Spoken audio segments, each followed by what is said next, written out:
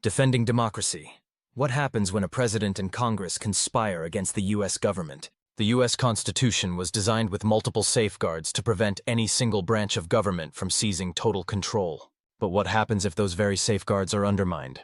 Imagine a scenario in which a president, bypassing Congress to create an agency, later gains congressional support to implement unconstitutional actions, and actively works with other officials to impose war on the U.S. government from within.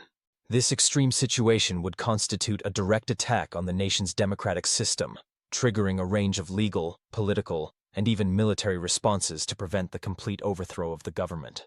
Immediate legal actions to halt a coup. If a president attempted to consolidate power and subvert the Constitution, multiple institutions would have the authority to intervene. 1. Federal court intervention, injunctions, and emergency rulings. 1. Federal courts could immediately issue injunctions to block unconstitutional actions. 2. The Supreme Court could rule against the agency and its actions, setting a legal precedent that limits executive and legislative overreach. Enforcement of court orders. 1. If the executive branch ignored court rulings, officials could be held in contempt. 2. U.S. Marshals could enforce the law, arresting individuals who refuse to comply. Potential crisis.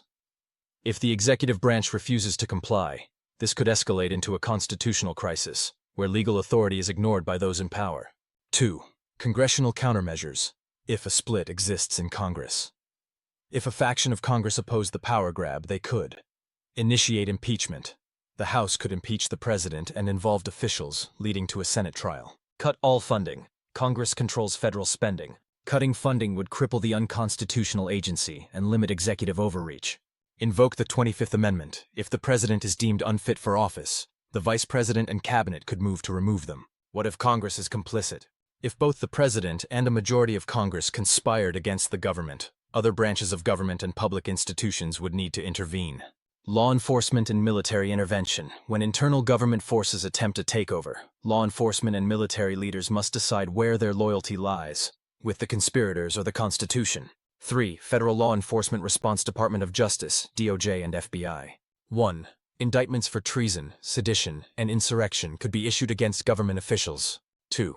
U.S. Marshals and Secret Service could arrest officials involved in the conspiracy. If the DOJ is compromised, 1. Independent state attorneys general and local law enforcement could step in. 2. Whistleblowers and investigative journalists could expose the conspiracy, forcing public action. 4. U.S. military, defending the Constitution.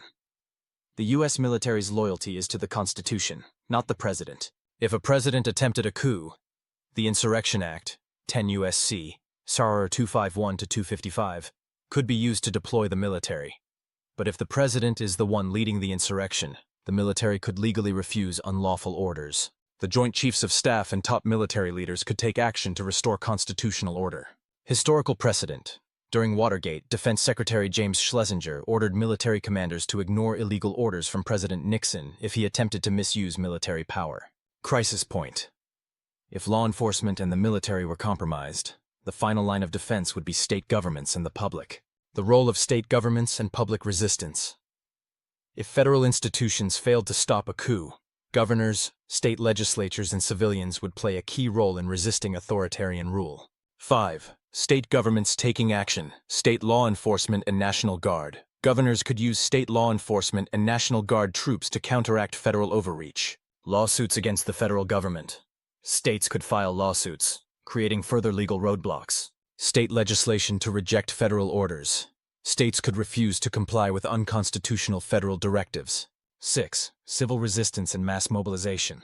1. Public protests, nationwide demonstrations could pressure officials to act. 2. Media and whistleblowers. Exposure of the conspiracy could weaken public support for the conspirators. 3. General strikes. Citizens could refuse to cooperate with an illegitimate government, crippling its ability to function. Criminal charges against the conspirators. Government officials who attempt to overthrow the U.S. government from within would face severe legal consequences, including treason, sedition, insurrection, conspiracy to commit offense against the U.S., or obstruction of justice. If top officials, including the president, were convicted of these crimes, they would not only face prison time, but also be barred from holding public office ever again. Worst-case scenarios: constitutional crisis and military coup. Risks: if the system completely failed to stop an authoritarian takeover, the U.S. could face constitutional crisis. A breakdown in government where no clear authority exists. Military dilemma. If illegally ordered to suppress dissent, military leaders would have to choose between following the president or defending the Constitution. Public uprising or civil war. If all legal and institutional safeguards collapsed, the nation could face mass resistance or conflict. How the U.S. prevents total government collapse. Despite these risks, America's democratic system is built to resist authoritarianism through the military's oath to the Constitution. Soldiers are trained to refuse unlawful orders. Independent courts and state governments. These institutions provide critical checks on power. Public awareness and media exposure. Transparency makes it harder for conspirators to operate in secrecy. What comes next? While such an extreme crisis is unlikely, history has shown that democracies are always at risk when power goes unchecked. But what happens if a president is impeached or removed during such a crisis? What are the next steps in restoring constitutional order? In the next article, we'll explore the potential for a deep conspiracy within the administration, how corruption at the highest levels of government could threaten the nation, and what actions could be taken to defend the country from an authoritarian takeover.